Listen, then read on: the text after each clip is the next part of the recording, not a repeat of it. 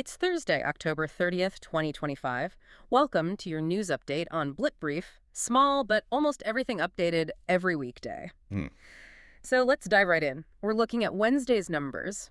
And, well, there's this interesting tension, isn't there? Global caution meets some serious Indian market momentum. Definitely. A powerful day for the domestic indices yesterday. Yeah. The Sensex closed up, what was it, 0.4% higher? Yeah. And the Nifty 50, that was up 0.5%. Pushing them to multi-month highs, right? Exactly. And the why seems to be sort of twofold. You've got strong domestic fundamentals, sure, but also these foreign policy tailwinds playing a big part. Right. Our sources are pointing to two main drivers here. First, this, real optimism bubbling up around a potential India-U.S. trade deal. Yeah, that anticipation seems to be fueling some preemptive buying. Buying ahead of the curve. And you saw that particularly, I think, in those capital-intensive sectors.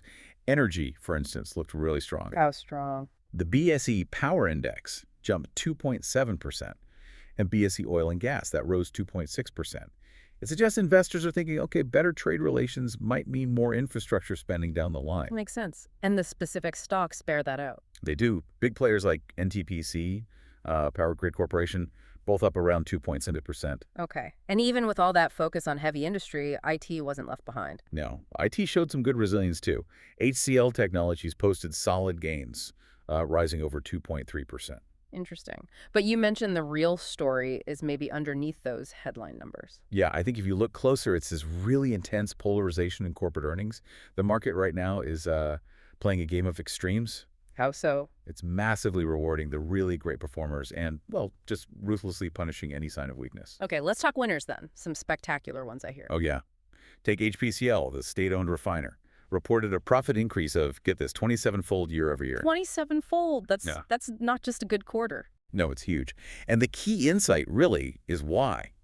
It wasn't just volume. It was driven by much, much better refining margins. Ah, so better pricing power or maybe really sharp inventory management. Could be both. Yeah. It hints at, maybe, some deeper strength within that refining sector, shielding them better than expected from volatile global prices. That's a really powerful point. Okay, who else did well? Well, L&T's consolidated net profit, that rose a healthy 16%, mostly thanks to strong overseas orders, which is a good sign for Indian engineering globally. Right. And in fintech. PB Fintech, that's Policy Bazaar's parent, posted a really sharp jump. Net profit up 165% year over year. Wow. Okay, so those are the highs. Now let's flip that coin, as you said. What about the weakness? Well, this is where you see the market's current mood. If you deliver weak numbers, you pay for it. Coal India's stock, for example, dropped quite a bit. Why was that? Consolidated net profit fell 32% year over year, hit by lower sales volume and higher operating costs. Ouch. Anyone else? Steel Major Sale also saw its net profit slump pretty badly, over 53%. It's just striking how quickly investors seem to bail out. Feels like absolutely no middle ground. You either deliver big or you get hammered. Exactly. It shows that even in a generally bullish phase, investors are looking really closely at cash flow, at margin protection. Very discerning. So that domestic picture, that selectivity, is now bumping up against this global caution. Let's shift overseas. The U.S. Federal Reserve made its move. Yes, they did. Delivered the widely expected cut, 25 basis points, puts the new target rate range a bit lower. That's the second cut this year. Expected, yes, but the reaction wasn't straightforward, was it? No, it was mixed, because the Fed chair immediately followed up with a pretty clear warning, basically told investors, don't assume more rate cuts are coming anytime soon. So caution prevails, worries about inflation still. Persistent inflation, yeah, and ongoing risks to the job market. It's a complex picture. Cutting rates, but warning about more cuts. Feels like a mixed signal. What's the takeaway for the markets? I think the message is we're data dependent, not locked into a specific policy path. And that sort of dampening message definitely contributed to the mixed trading we saw across Asia today. Push people back towards risk-off modes generally. But India, interestingly, managed to shrug most of that off. Right. The rupee actually held up pretty well, didn't it? It did. Showed resilience, appreciated slightly against the dollar, likely supported by that domestic optimism we were just talking about. And gold. The usual safe haven play. Gold saw a gain, too, about 1.3%. Attention seems to be shifting now towards the upcoming U.S. inflation data for more clarity. Okay, and we can't ignore the crypto space. Sounds like some real drama there. Yeah. Extreme volatility is the word. Bitcoin was surging, hitting new records, passing major milestones. Yeah. But that optimism got slammed pretty hard. We saw the biggest liquidation event in crypto history. Something like $19 billion wiped out right after new U.S. tariffs were announced. Wow. So a direct link between crypto volatility and geopolitics, trade policy. Absolutely stark reminder of how interconnected things are now. And speaking of geopolitics, the big meeting this week. President Trump and China's Xi Jinping in South Korea. Critical talks focus mainly on trying to get some kind of trade truce, deal with the tariff situation. But Trump also made a point of mentioning India. He did. Use the platform to reaffirm that the U.S. is, and I quote, doing a trade deal with India, which, adds to that positive sentiment back home. And connecting that back, that political nod, probably feeds into the longer-term economic confidence. You'd think so. Yeah. India's chief economic advisor certainly seems optimistic, anticipating FY26 growth could reach near 7%. That kind of outlook is what attracts serious foreign money, right? That rupee resilience needs foreign investors to believe the India story. And the flows show they do. Take CPP Day, the big Canadian pension fund. They're significantly boosting their commitment here. How significantly? Their India portfolio has actually tripled over the last 5 years. It makes India their third largest market in the Asia-Pacific region now. Tripled. Wow. Okay, that's not just tactical. That's a structural bet. It's a huge vote of confidence in the underlying economy, absolutely. So while that capital is flowing in, the regulator, SEBI, is looking at shaking things up within the domestic investment scene. That's right. Proposals to overhaul mutual fund fees, cap brokerage charges, pretty major changes on the table. And that caused some waves immediately. I guess. Sparked a noticeable sell-off in asset management company stocks, brokerage stocks too.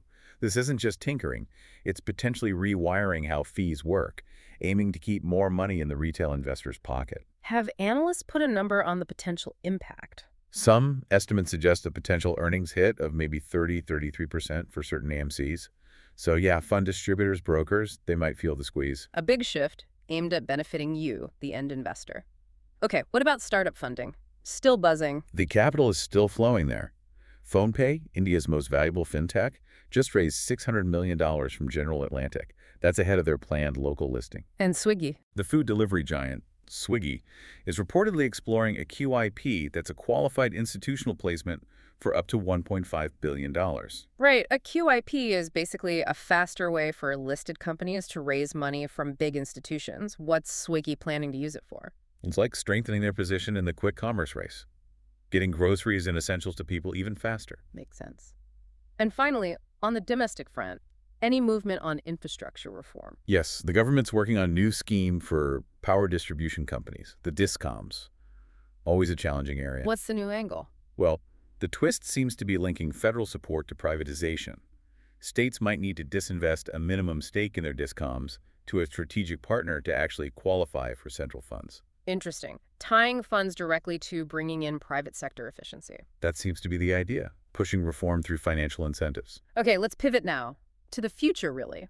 India's AI ambition and the hardware needed to power it. Right. The fuel for AI is the GPU, the graphics processing unit, essential for building and running these complex models. And the demand in India is growing fast. It's exploding, really. Forecasts suggest India's demand for GPUs could nearly triple soon, hitting maybe 100,000 units. Wow, triple. And that's not just tech companies, right? No, this is broad adoption scaling up across finance, healthcare, manufacturing. Everyone wants to integrate AI tools.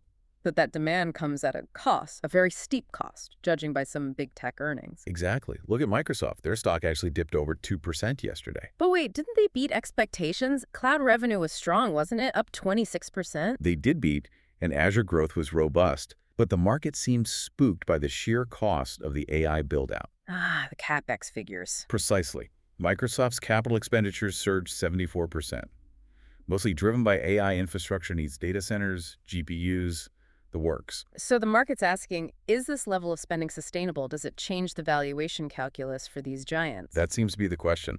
Are we entering a sort of high CapEx, maybe lower margin era for big tech, even with AI's promise? It's a balancing act investors are watching closely. Yet, that high-stakes game is still creating incredible value. Look at NVIDIA. The key enabler, indeed, just cemented its incredible run, became the first company ever to hit a $5 trillion market valuation. $5 trillion. Just staggering.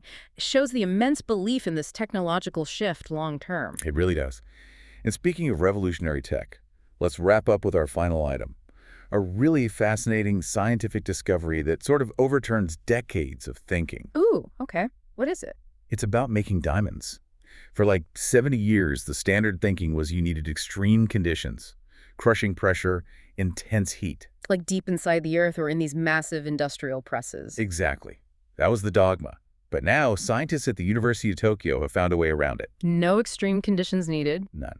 They figured out how to turn simple organic molecules into actual nanodiamonds using only electron beams. Just electron beams, no furnace, no giant press. Okay. That's mind-bending. It sidesteps the whole industrial process. Completely. It's a potential game changer for material science. It could offer a new path for diamond manufacturing, maybe cheaper, definitely more scalable. And beyond just making diamonds for industry. Well, it also helps us understand how diamonds might form out in space, in meteorites or cosmic dust, Yeah. without needing those massive geological forces we assumed were necessary. So implications for material science and astrophysics. A truly paradigm-shifting discovery to end on. It really is a reminder that the scientific frontier is always moving. Indeed. Constant change, even at the atomic level. What a way to wrap up. And just before you go, a quick note. This deep dive commentary was put together using advanced AI. We always strive for accuracy, but please do cross-verify any crucial information yourself. Your informed decisions are what matter most.